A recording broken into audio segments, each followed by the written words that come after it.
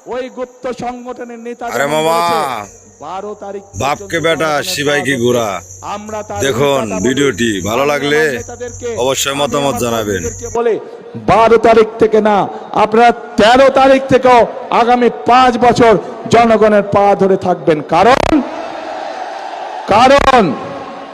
আমরা দেখেছি জনগণের শক্তি যার পিছনে না থাকে, জনগণের সমর্থন যার পিছনে না থাকে, তার পরিণতি কি হতে পারে 5 তারিখ 5ই আগস্ট আমরা সমগ্র দেশবাসী প্রত্যক্ষ করেছে।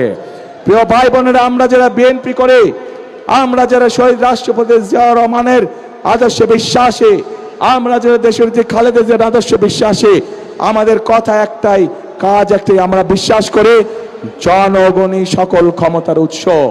এবং সেই জন্যই আমরা যে সকল পরিকল্পনা গ্রহণ করি, সেগুলো গ্রহণ করে জনগণের জীবনযাত্রা কিভাবে ভালো করা যায়, আমরা সেজন্যই সেই সকল পরিকল্পনা গ্রহণ করি যার মাধ্যমে জনগণের ভাগ্য পরিবর্তিত হতে পারে। আমরা সেই সকল পরিকল্পনায় গ্রহণ করি যার মাধ্যমে জনগণের ভাগ্য, একই সাথে দেশের ভাগ্যের পরিবর্তন করা যায়। প্রিয় ভাই বোনেরা, বক্তব্যের শুরুতেই বলেছি যে এই যে আমাদের এখানে স্টেজের সামনে, মঞ্চের সামনে কতগুলো পরিবার বসে আছে যারা তাদের স্বজনদেরকে হারিয়েছে, যেই অধিকার আপনারা 12 তারিখে প্রয়োগ করতে যাচ্ছেন, সেই অধিকারকে প্রতিষ্ঠিত করার জন্য এই মানুষগুলোর স্বজনরা অকাতরে নিজেদের জীবন বিলিয়ে দিয়েছে।